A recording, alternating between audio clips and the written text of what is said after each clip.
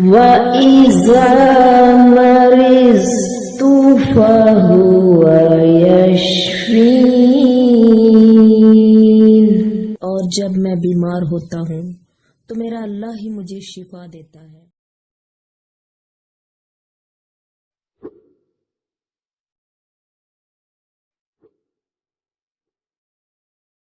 Bismillahirrahmanirrahim. Assalamu alaikum my YouTube viewers. Warmly welcome to my YouTube channel. उम्मीद करती हूँ दोस्तों कि आप सब खैर और आफियत से होंगे और सेहत तंदुरुस्ती वाली ज़िंदगी गुजार रहे होंगे। और आप सब के लिए मैं अल्लाह ताला से तहे दिल से दुआ गो हूँ कि रब आप सब को हमेशा सेहत तंदुरुस्ती वाली ज़िंदगी से ही नवाजे और हर बीमारी और हर तकलीफ़ से बचाए रखे। दोस्तों चलते हैं आज के टॉपिक की तरफ। आज जिस मेडिसिन को मैं डिस्क्राइब करूंगी इस वीडियो में, जिसकी डिटेल्स को हम डिस्कस करेंगे, उस होम्योपैथिक मेडिसिन का नाम है एलोए। दोस्तों इस होम्योपैथिक मेडिसिन की इंडिकेशंस क्या है और इसकी कह लें कि कौन कौन सी सिचुएशन में यानी या किस तकलीफ़ में या किस अमराज में हम इसको यूज़ कर सकते हैं, इसके एक्शंस की हम बात करेंगे। इसके अलावा इसके बेनिफिट्स क्या हैं, क्या क्या फ़ायदे हैं जो ये मेडिसिन हमारे जिस्म पे असरअंदाज होकर हमें देती है, उसके बारे में हम बात करेंगे। फिर हम बात करेंगे इस मेडिसिन के जो साइन एंड सिम्टम्स हैं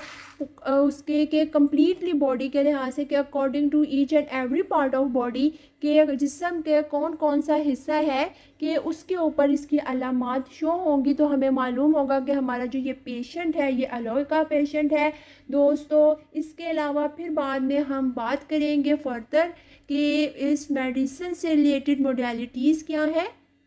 कौन सी कंडीशंस हैं जिसमें इसकी जो ज़्यादती आती है इसकी अलामात में या इसकी अलामात में कमी का वाक़या होती है।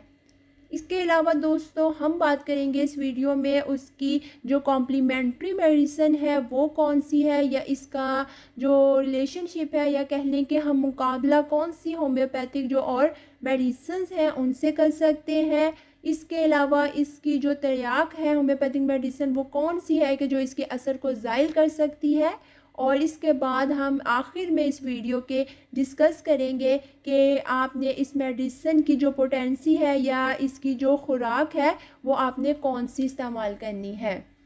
तो चलें दोस्तों अब चलते हैं हम अपने मेन टॉपिक की तरफ, आते हैं होम्योपैथिक मेडिसिन एलोए की तरफ कि हमने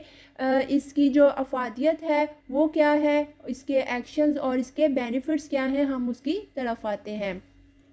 दोस्तों एलोए या इसको एलोस भी कहते हैं, ये एक ऐसी होम्योपैथिक मेडिसिन है कि जो कि हमारे जिस्म के जो अफ़ाल हैं, जो फंक्शनिंग है उसके तवाज़न को बरकरार रखती है। और ना कि सिर्फ उसके तवाज़न को बरकरार रखेगी यानी कि बॉडी का जो हर पार्ट है उसने कैसे अपना जो फंक्शन है वो परफॉर्म करना है, जिस्म के तमाम अफ़ाल को एक जो मुतवाज़न उसने काम करना है उस तवाज़न को भी बरकरार रखेगी, बल्कि इसके साथ साथ नए सिरे से उस तवाज़न को बहाल भी करती है। दोस्तों ऐसा तवाज़न जो कि कोई भी मेडिकेशन की गई है या जैसे कहते हैं अंधाधुंध कुछ पेशेंट है जो मेडिसिन का इस्तेमाल करते हैं और उस मेडिसिन के इस्तेमाल की वजह से जो जिस्म के अफ़ाल के अंदर जो प्रॉब्लम आ जाती है, जो एक तवाज़न बैलेंस होना चाहिए वो जब बैलेंस जो है वो ख़राब हो जाता है, तो ये एक ऐसी होम्योपैथिक मेडिसिन है जो उस अंधाधुंध इस्तेमाल की गई अद्वियात की जो साइड इफ़ेक्ट्स होते हैं, जो तवाज़न ख़राब हो जाता है उसके असरात को भी ख़त्म करके तवाज़न को दोबारा से बहाल करती है। दोस्तों ये जो मेडिसिन है ये एक ऐसी मेडिसिन है जो कि अगर जिगर में इज्तिमाई खून का मसला हो गया हो और उस इज्तिमाई खून की वजह से कोई भी जो अमराज हैं जो जिस्म में पैदा हो जाते हैं उस इज्तिमाई खून की वजह से, तो उससे रिलेटेड जितनी भी अलामात होंगी, जितनी भी तकलीफ़ होंगी, उसके अंदर ये दवा जो है कि बहुत अच्छा असर रखती है कि जो किसी और दूसरी दवा में आपको नहीं मिलेगा। ऐसे आपको बेहतरीन ये रिज़ल्ट देगी, बेनिफिट्स देगी। ये कहा जा सकता है कि अगर नताइज की बात करें रिज़ल्ट की, तो उसके एतबार से भी ये सबसे बढ़कर मेडिसिन है हमारे जिस्म के अफ़ाल के के तवाज़ुन को बरकरार रखने में और इज्तिमाई खून से जो जिगर में हो उसकी वजह से जितनी भी अलामात पैदा होंगी। दोस्तों, इसके जो असरात की बात की जाए तो इसके असरात इब्तिदाई और सानवी जो दोनों हालतें हैं, इन दोनों ही हालतों में बहुत अच्छे हैं। इसके अलावा दोस्तों, जो सहल पसंदी की ज़िंदगी बसर करने से जो भी बद असरात पैदा हो जाते हैं हमारी जिस्म के ऊपर, हमारी बॉडी पे, वो एक ऐसा रीज़न बनते हैं कि हमारी बॉडी की फंक्शनिंग पे ये बहुत बुरे असरात पैदा करते हैं। तो ऐसे असरात के ऊपर भी ऐसी जो रूटीन है डेली लाइफ की वो डिस्टर्ब हुई हुई हो तो ऐसे में भी आलस जो है बहुत इफ़ेक्टिव मेडिसिन है। बात की जाए बलगमी मिजाज अफराद की या ऐसे अफराद के जो बहुत वहमी टाइप के हों, बात बात पे वहम करते हों, ऐसी जहनी हालत के जो पेशेंट हों, तो बलगमी मिजाज के साथ साथ ऐसे वहमी अफराद के लिए भी अगर बेहतरीन अदवियात की बात की जाए तो उनमें से एक ये मेडिसिन है कि ये उन पर बहुत अच्छे असरात दिखाएगी। दोस्तों, इसके इंतखाब के लिए कहें कि जो रेक्टम से रिलेटेड जो भी अलामात होती हैं उसमें ये बहुत ही मददगार मेडिसिन है। ऐसे पेशेंट जो बहुत परेशान रहते हों, फ़िक्रमंद रहते हों और साथ वो बलगमी मिजाज हों, अक्सर लोग जो कि उम्र रसीदा होते हैं, ऐसे अफराद की भी जो तकलीफ़ है उनको लिए भी ये बहुत इफ़ेक्टिव मेडिसिन है। यानी कि ऐसा होगा पेशेंट कि जो कि जैसे कि बात की उम्र रसीदा है, तो उम्र रसीदा होने के साथ के वो पेशेंट एक तो काफ़ी वहमी रहता है, हर वक्त परेशान सा रहता है। यानी कि ये कह लें कि हर चीज़ को लेके वो इंसान आपको गैर मुतमईन दिखाई देगा। तो ऐसे इंसान की जो अलामात जिस्म में ज़ाहिर हो किसी भी तकलीफ़ से लेके, तो जाके बात करें जिस्म के जो अफ़ाल हैं, फंक्शनिंग है, वो डिस्टर्ब हुई हुई ऐसे इंसान की, या जिगर में इज्तिमाई खून से कोई भी अलामात है, तो जिस फ़र्द के अंदर ये अलामात शो हो रही हैं कि वो जहनी हालत की उसकी कि वो बहुत गैर मुतमईन और परेशान और फ़िक्रमंद सा दिखाई दे रहा है, तो उस पर यह दवा बहुत अच्छे असरात दिखाएगी। दोस्तों, ऐसे अफराद जो कि जैसे मैंने बात की कि गैर मुतमईन से दिखाई देते हैं, तो इनके अंदर भी ऐसी कैफियत पाई जाती है कि ये अदल बदल बहुत करते हैं कि कमर दर्द इनको पाया जाएगा तो कमर दर्द भी ऐसा पाया जाएगा जो कि अदल बदल होकर आ रहा हो। अंदरूनी और बैरूनी तौर पर भी ऐसे पेशेंट जो हैं वो काफ़ी गर्मी महसूस करते हैं, उन्हें ऐसा महसूस होता है कि जिस्म के अंदरूनी तौर पर भी उनको काफ़ी गर्मी पाई जा रही है जिस्म में, और बैरूनी तौर पर भी वो बहुत जल्दी गर्मी को महसूस करेंगे। इसके अलावा दोस्तों, टीबी की बात की जाए तो टीबी में भी इसका इस जो एलोए है, इसका जो खालिस जूस का जो इस्तेमाल है वो कहा जाता है कि बहुत मुफीद है। दोस्तों, ये एक पौधा है, अगर इसका जूस की बात की जाए तो टीबी में इसके खालिस जूस का जो इस्तेमाल है वो बहुत मुफीद होता है। ये तो थी इसकी डिस्क्रिप्शन। हम अब चलते हैं इसके साइन एंड सिम्टम्स की तरफ। बात करें हम सबसे पहले सर की तरफ अगर आते हैं दोस्तों, तो इस पेशेंट को जो सर दर्द का मसला होगा वो इस किस्म का सर दर्द होगा कि इसमें सर दर्द और कमर दर्द जो है वो अल्टरनेटिवली चल रहा होगा कि बारी बारी आएगा। अगर इसको कमर दर्द है तो कमर दर्द के फ़ौरन बाद कह लें कि इसको सर दर्द शुरू हो जाएगा, या सर दर्द हटेगा तो सर दर्द के बाद इसको कमर दर्द शुरू हो जाएगा। यानी कि ऐसे बारी बारी कमर दर्द और सर दर्द की इसको तकलीफ़ होगी। इसके साथ सर दर्द के साथ जो इसको शिकायत पाई जाएगी वो ये होगा कि अमूमन जो आंतड़ियाँ होती हैं और जो रहम के मुतल्लिक अलामात हैं वो पेशेंट में शामिल हो सकती हैं, और दिमागी तौर पर ऐसी घबराहट पाई जाएगी कि कोई भी काम जो दिमागी काम करने वाला है पेशेंट वो दिमागी काम नहीं कर पाएगा। दिमागी काम करने से वो बहुत ज़्यादा घबराएगा, वो उसे करना पसंद नहीं करेगा। आँखों का भारीपन सर दर्द के साथ पाया जाएगा, और सर दर्द में जो पेशानी का हिस्सा है इसमें ज़्यादा दर्द पाया जाएगा, और पेशानी में दर्द ऐसा कि जिसकी वजह से आँखों को वो जुज़वी तौर पर बंद करेगा, ऐसी तकलीफ़ उसको सामना करना पड़ेगा। रफ़ाई हाजत के बाद भी सर में ऐसे पेशेंट के हल्का हल्का दर्द रहता है, और ऐसा दर्द कि अगर मौसम थोड़ा सा गर्म है या वो गर्मी में है तो गर्मी से ऐसे पेशेंट का जो सर दर्द है वो बढ़ेगा, लेकिन उसको शिकायत जो सर दर्द की होगी, एक तो वो कमर और सर दर्द जो है वो अदल बदल के आएगा, दूसरा जो रफ़ाई हाजत के बाद इसको अक्सर ही सर दर्द रहने की शिकायत होगी। चलते हैं अब आँखों की तरफ। दोस्तों, ऐसे मरीज़ की जो पेशानी में दर्द होने के बायस आँखों को भी तकलीफ़ होती है, आँखों में भी दर्द पाया जाता है, आँखों के सामने ऐसे लगता है जैसे कोई चीज़ उड़ रही हो, ऐसी नज़र आती है, आँखों की जो रंगत है वो काफ़ी सुर्खी माइल सी होगी, और जो इर्द गिर्द की जो कह लें कि गर्दोपेश की अशिया हैं वो ऐसे पेशेंट को जर्द दिखाई देती है। आँखों के जो घेरे हैं, इसके घेरे की गहराई में आँखों की इस पेशेंट के काफ़ी ज़्यादा दर्द महसूस होता है। नेक्स्ट पार्ट पे आते हैं, बात करेंगे हम कान से मुतल्लिक अलामात की। दोस्तों, एलर्जी का जो पेशेंट है उसे जब भी कोई वो चीज़ चबाता है, तो कोई भी वो खाना खा रहा है, कोई भी चीज़ यानी वो च्युइंग जब भी कर रहा है तो उससे ऐसा महसूस होगा जैसे कि उसके कानों के अंदर कड़कड़ाहट सी हो रही है, ऐसी उसको आवाज़ आएगी, कान में यकायक जैसे धमाका सा हो रहा हो ऐसी आवाज़ आएगी, या फिर कोई चीज़ें हैं जो कि आपस में टकरा रही हो तो उसको वैसी टकराने की आवाज़ें भी सुनाई देंगी। इसके अलावा दोस्तों, ऐसा पेशेंट महसूस करता है जैसे कि कोई धात की कोई चीज़ है और वो आपस में बाहम उनका मुतसादम हो रहा है, तो उसको ऐसी आवाज़ भी सुनाई देती है। नेक्स्ट पार्ट पे आते हैं, बात करें एलर्जी के पेशेंट के चेहरे की, तो इसका जो चेहरे की तरफ हम आते हैं तो इसके होंठों की बात करें चेहरे पे से, तो होंठों का जो रंग है वो काफ़ी गहरा सा रेडिश होगा, डार्क रेडिश जो कलर होता है, गहरा सुर्ख जिसे कहते हैं, इस किस्म का इसके होंठों का रंग होगा।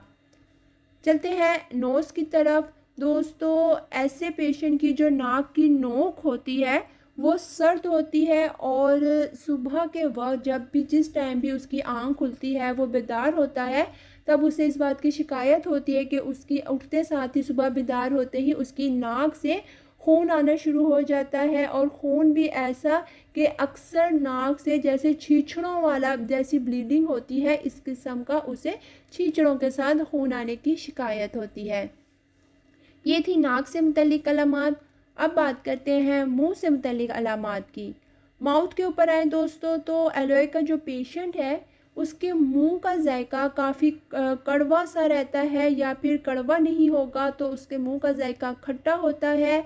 डिकारे आने की शिकायत होती है, और डिकारे जो है वो बिल्कुल बेजायका आती है। ऐसे पेशेंट के जो होंठ हैं वो काफ़ी कटे फटे होते हैं और खुश्क रहते हैं। खुश्क रहने की वजह से भी वो जो डेड स्किन सी आ जाती है होंठों पे, इस किस्म के होंगे।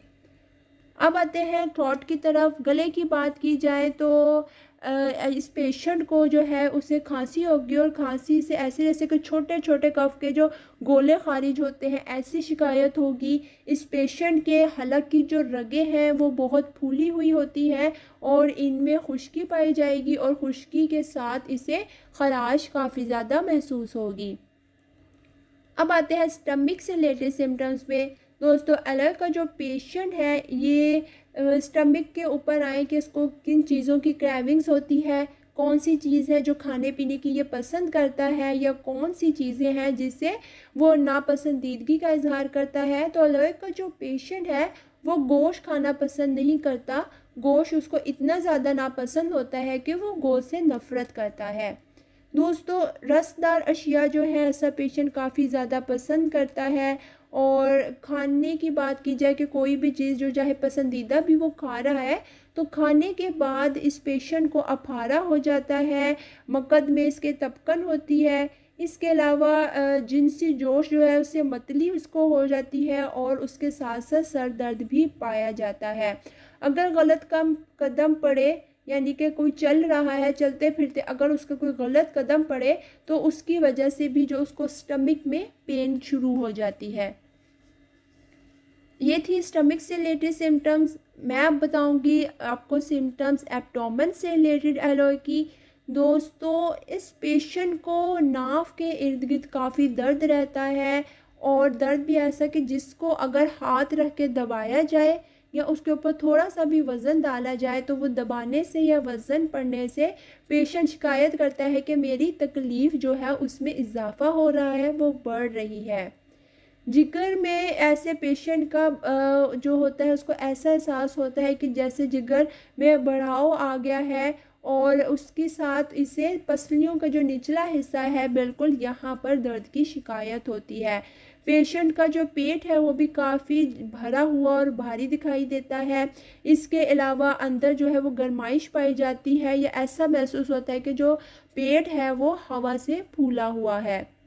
नाक के आसपास का जो हिस्सा होगा वहाँ पे पेशेंट के काफ़ी तपकन पाई जाएगी और तपकन के साथ जो है वो नाक के इर्द-गिर्द दर्द पाया जाएगा। पेट में कमज़ोरी का एहसास भी पाया जाएगा और कमज़ोरी के एहसास के साथ साथ ये खुदशा भी पाया जाएगा कि जैसे असहाल शुरू होने वाले हों, तो उस टाइप की कंडीशन पाई जाएगी। पेट में जो हवा भरती है वो उसका जो रुख है वो नीचे की जानिब होगा और इससे जो निचली आंतड़ियाँ हैं उसमें तकलीफ पाई जाएगी, यानी कि जो हवा पेट में भरी हुई होगी जिसकी वजह से पेट भरा भरा दिखाई देगा पेशेंट का, वो जो हवा है उसका दबाव हो रहा होगा नीचे की वजह से, और उस हवा के दबाव की वजह से जो आंतों की तकलीफ़ है वो भी पेशेंट में पाई जाएगी। इसके अलावा जो पेड़ों से तकोनी हड्डी तक भी पेशेंट को दर्द होगा और ऐसा दर्द जैसे डॉट लगा ऐसे तकलीफ़ पाई जाएगी। रफ़ाए हाजत की ख्वाहिश पाई जाएगी उस दर्द के साथ, और रफ़ाए हाजत से पहले क्या है, आंतों में जलन पैदा करने वाली जो हवा का अखराज पाया जाएगा। अब दोस्तों हम बात कर लेते हैं रेक्टम से रिलेटेड सिम्टम्स की। तो रेक्टम में मुसलसल नीचे की जानिब ऐसे पेशेंट को शिकायत होती है कि दबाव काफ़ी ज़्यादा पड़ता है। इसके अलावा दर्द बहुत ज़्यादा पाया जाता है, ब्लीडिंग भी होती है, और ऐसी हालत के अंदर ऐसी तकलीफ़ में पेशेंट को ठंडा पानी अच्छा लगता है क्योंकि ठंडे पानी से इसे काफ़ी सुकून मिलता है। पखाने के रास्ते के जो इसके पट्टे होते हैं उनकी कमज़ोरी पाई जाती है, इसलिए जो पेशेंट के अदम तहफ़्फ़ुज़ की जो कैफ़ियत है वो बहुत पैदा हो जाती है। ये यकीन नहीं होता कि हवा ख़ारिज होगी या पखाना। इसके अलावा बग़ैर किसी कोशिश और एहसास के अक्सर जो है वो पखाने का जो इखराज हो जाता है, और कह लें कि पखाना इस किस्म का आता है कि या तो काफ़ी पतला होगा या जेली की तरह होगा, और पखाने के इखराज के बाद कह लें कि ऐसी तकलीफ़ पाई जाती है बहुत, और आंवर गिरती है। बाद रफ़े हाजत जो है वो तब भी दर्द की शिकायत होती है। अक्सर बवासीर हो जाती है, और बवासीर के जो मस्से हैं ऐसे पेशेंट के वो काफ़ी ज़्यादा बाहर निकल आते हैं, और मस्से इस किस्म के होंगे बवासीर के ऐसे पेशेंट के अंगूर के गुच्छे की तरह होते हैं, और ये मस्से बहुत ही हसास होते हैं जिसकी वजह से इनमें काफ़ी तकलीफ़ पाई जाती है। और पेशेंट को ऐसी बवासीर में ठंडे पानी से काफ़ी सुकून मिलता है और जलन पाई जाती है मस्सों के अंदर। तो ऐसा बवासीर का पेशेंट अलामात के साथ है, अगर इसको एलो इस्तेमाल करवाई जाए तो आप देखेंगे कि बहुत जल्दी वो इस बवासीर की तकलीफ़ से और जलन से और इन मस्सों से छुटकारा हासिल कर पाएगा। कब्ज़ की शिकायत साथ में बहुत ज़्यादा पाई जाती हो, और कब्ज़ के साथ दबाव पड़ता हो नीचे की तरफ, और अक्सर ऐसा हो कि अगर वो पेशेंट बेयर का इस्तेमाल करता है अपनी रूटीन में, उसको अगर आदत है बेयर यूज़ करने की, तो बेयर पीने से उस पेशेंट को अगर कब्ज़ है पहले तो बेयर के बाद असहाल आने की शिकायत होती है, तो ऐसे पेशेंट के लिए भी एलोए बहुत अच्छी मेडिसिन है। नेक्स्ट अब हम चलते हैं दोस्तों यूरिन से रिलेटेड सिम्टम्स की तरफ।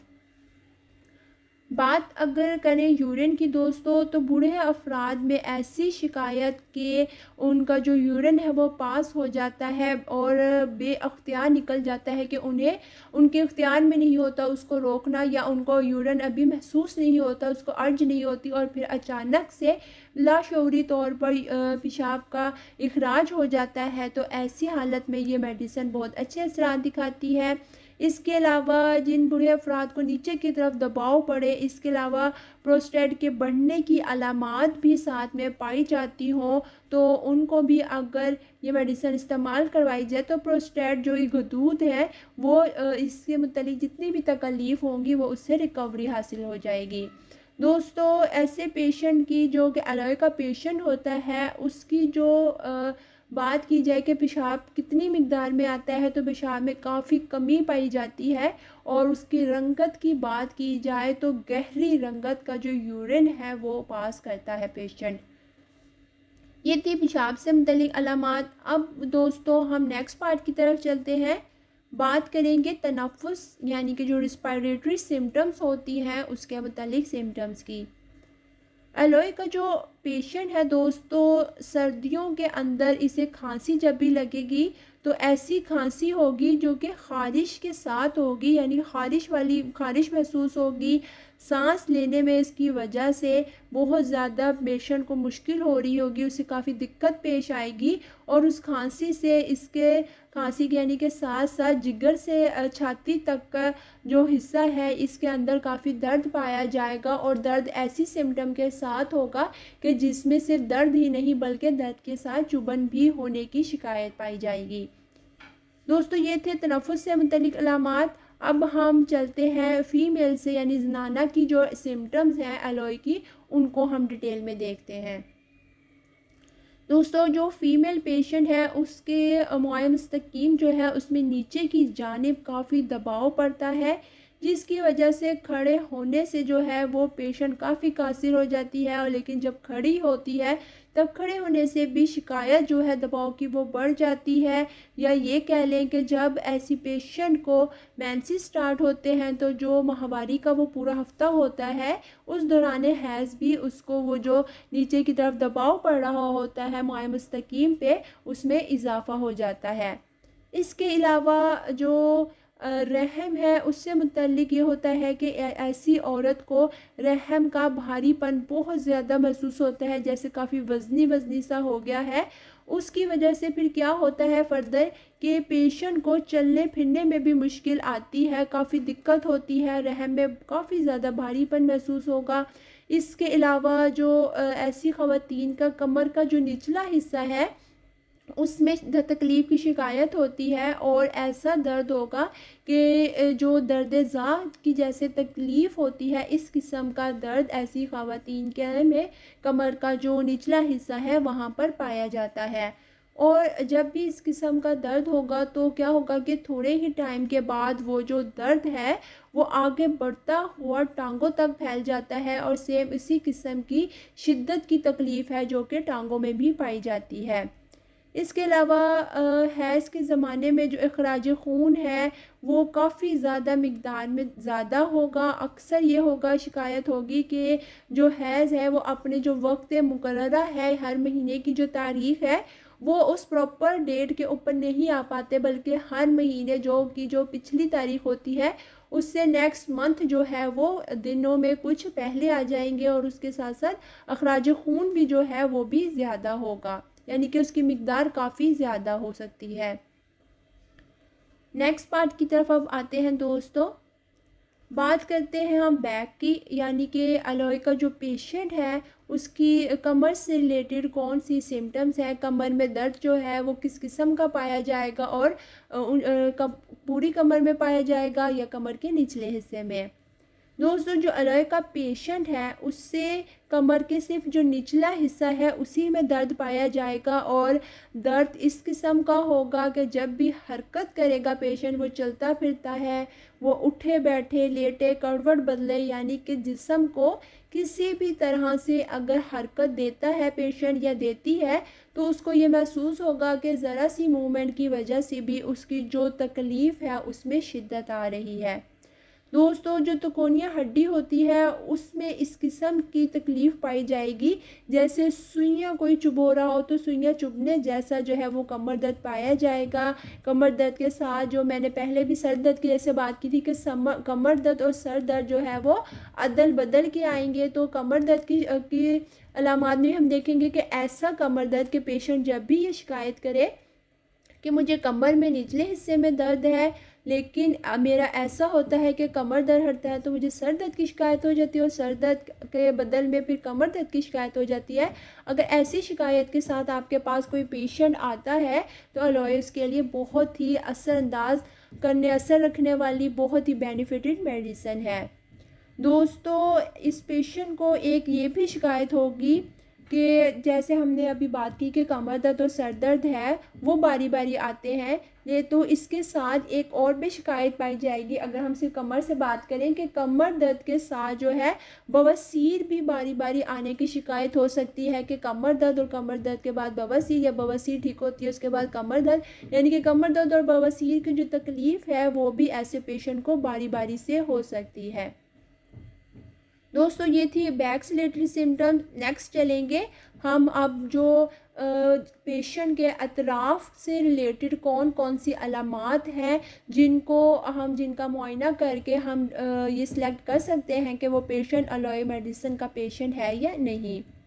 दोस्तों एलॉय का जो पेशेंट होगा उसको तमाम अतराफ़ के जितने भी अज़ा हैं उनसे रिलेटेड जो सबसे इम्पोर्टेंट सिम्टम होगी वो ये पाई जाएगी कि अतराफ़ के तमाम अज़ा के अंदर अकड़ाव पाया जाता है। अक्सर ही जो है ये अज़ा अकड़ जाते हैं। अकड़ने के साथ क्या होगा कि इन अज़ा के अंदर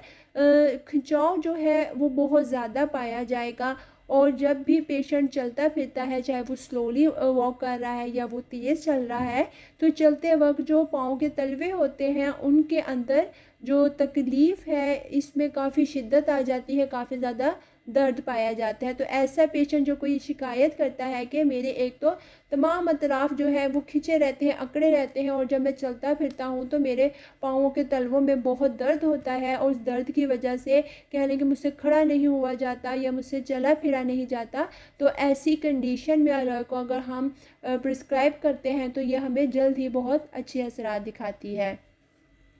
दोस्तों ये थी एलॉय की पार्ट्स ऑफ बॉडी के अकॉर्डिंग सिम्टम्स थी। अब हम आ जाते हैं इसकी मोडेलिटीज़ की तरफ कि कौन सी कंडीशंस में इसके अंदर इसकी अलामात जो है इसके पेशेंट की उसकी तकलीफ़ में कमी आती है, और कौन सी कंडीशन है जिनमें इसकी अलामात और जो तकलीफ़ है उनमें शिद्दत आ जाती है। दोस्तों एलॉय का जो पेशेंट है इसकी तमाम अलामात में और इसकी तमाम तकलीफ़ के अंदर जो ज़्यादती की बात की जाए कि जो इसकी सिम्टम्स हैं वो कब ज़्यादा वर्स होती हैं, तो जो सुबह सवेरे का टाइम है, अर्ली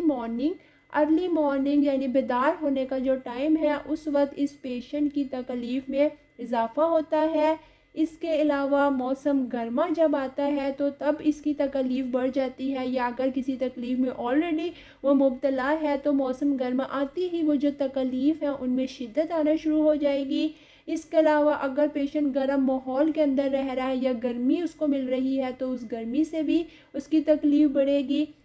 या फिर ऐसा मौसम जो खुश्क हो, कभी गर्म और कभी खुश्क हो, तो ऐसे गर्म और खुश्क मौसम में भी कोई भी चीज़ वो खाने पीने की इस्तेमाल करता है, चाहे वो कुछ खा रहा है चाहे वो कुछ पी रहा है, कोई भी मशरूबात हो उसकी इस्तेमाल के बाद भी इसकी तकलीफ़ में जो शिद्दत आ जाएगी। दोस्तों ये थी वो ज़्यादती से मुतल्लिक के कौन कौन सी हालतों के अंदर एलॉय के पेशेंट की अलामात में ज़्यादती आएगी। अब हम बात करते हैं कमी की। तो एलॉय का जो पेशेंट है दोस्तों वो जब किसी भी तकलीफ़ में है, चाहे उसको सर दर्द का मसला हो रहा है, उसे कमर दर्द का, उसे बवासीर की तकलीफ़ हो रही है, यानी कि कोई भी, या जो तनफ़्फ़ुस से मुतल्लिक जैसे हमने बात की कि खांसी ख़ारिश वाली जो खांसी, यानी कि इस तरह की कोई भी अलामत जो पाई जा रही है इस पेशेंट को सर्दी के मौसम के अंदर इन अलामात से, यानी कोई भी जलन पाई जा रही है, दर्द पाया जा रहा है, तो जैसे कि हमने बात की थी कि तकलीफ़ ऐसी पाई जाती है लेकिन पेशेंट में जो सुइयां चुभने वाला दर्द होता है ख़ास तौर पर कमर के निचले हिस्से में, तो जब मौसम ठंडा आता है तो सर्दी के अंदर इसकी जो अलामात है उसमें काफ़ी कमी वाक़या होती है। इसके अलावा दोस्तों एलॉय का पेशेंट जब भी किसी खुली हवा के अंदर जाता है तो खुली हवा में जाने से भी इसकी जो तकलीफ़ है उसमें काफ़ी कमी और बेहतरी आ जाती है। दोस्तों ये थी मोडेलिटीज़ होम्योपैथिक मेडिसिन एलॉय की। अब हम बात करेंगे कि इसकी कॉम्प्लीमेंट्री यानी कि इसकी जो मॉडर्न मेडिसिन है वो कौन सी है। तो दोस्तों एलॉय की जो मॉडर्न मेडिसिन है वो है होम्योपैथिक मेडिसिन सल्फ़र। ये इसकी काफ़ी मददगार मेडिसिन है। बात करें मुकाबले की कि हम कौन सी होम्योपैथिक मेडिसिन के साथ इसका मुकाबला कर सकते हैं, तो दोस्तों होम्योपैथिक मेडिसिन कालीबाइक्रोम है और एलियम स्टेफर है, लाइकोबस है, ये तीनों ऐसी होम्योपैथिक मेडिसिन हैं जिनका हम एलॉय के साथ मुकाबला कर सकते हैं। बात करते हैं दोस्तों तिर्याक की कि कौन सी होम्योपैथिक मेडिसिन है जो इसकी तिर्याक है दोस्तों। तो ओपियम एक ऐसी होम्योपैथिक मेडिसिन है जो कि एलॉय की तिर्याक होम्योपैथिक मेडिसिन है। दोस्तों ये तो हमने बात कर ली लोहे से मुतलिक जितनी भी इंडिकेशंस थी, डिस्क्रिप्शन थी, साइन एंड सिम्टम्स थे, इसके क्या क्या एक्शंस और बेनिफिट्स थे according two parts of body भी हमने बात की कि कौन सी अलामत है जो पार्ट्स में पाई जाती है हमारी बॉडी की और उसकी मुतलिक जो तकलीफ़ है। अगर हमें पेशेंट की जो है वो जिस्म की अलामात हर हिस्से से मुतल्लिक हमें प्रॉपर तौर पर पता चल जाए तो क्या होता है कि हमें जो मेडिसिन है वो प्रिस्क्राइब करने में बहुत आसानी हो जाती है, क्योंकि जिस्म के जितने हिस्सों से मुतल्लिक हमें अलामात मैच करती जाएंगी हमारी मेडिसिन से, वो मेडिसिन जो है ज़्यादा बेनिफिटेड होगी बनिस्बत के ऐसी मेडिसिन हम प्रिस्क्राइब करें कि जिसमें हमें सिर्फ कुछ ज़ाहिरी शिकायत ही जो है वो पेशेंट से मिल सके कि मुझे जिस्म के सिर्फ इस हिस्से में दर्द है मुझे या यहाँ तकलीफ़ है, सिर्फ उसकी बेस के ऊपर हम प्रॉपरली जो है वो ऐसी मेडिसिन प्रिस्क्राइब नहीं कर सकते जो मर्ज़ को जड़ से निकाल दे और दोबारा वो ना आए कुछ अरसे के बाद। अक्सर ये होता है कि हम प्रॉपर मेडिसिन भी ले रहे होते हैं, परहेज़ भी कर रहे होते हैं, लेकिन क्या होता है कि कुछ टाइम तक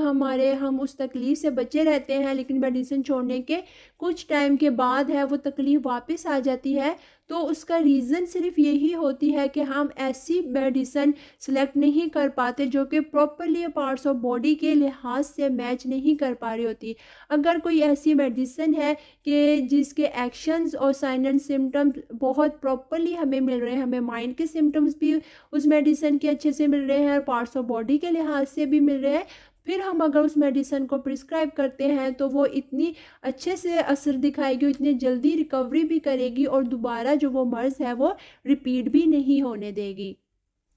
दोस्तों अब हम इसकी पोटेंसी की बात कर लेते हैं या डोज की कि हमने और जो इसमें होम्योपैथिक मेडिसिन एलॉय को किस तरह इस्तेमाल करवाने हैं। तो दोस्तों इसको 6x पोटेंसी में और इससे जो 6x से ऊंची पोटेंसी है उसमें भी हम इसको इस्तेमाल करवा सकते हैं। बाकी मुआय मुस्तकीम की जो तकलीफ़ पाई जाती है उसकी तकलीफ़ में कोशिश करें कि आप जब मेडिसिन को कोई डोज दी है तो उसके बाद इंतज़ार करें और उसका रिज़ल्ट देखें। उम्मीद करती हूँ कि हमने अच्छे से हर टॉपिक के बारे में डिटेल में बात की, लेकिन फिर भी कहीं कोई कन्फ्यूज़न है या फिर कोई ऐसी सिम्टम जो छूट गई है तो आप कमेंट सेक्शन में उसको डिस्कस कर सकते हैं। कोई सजेशन देना चाहें, कोई भी आप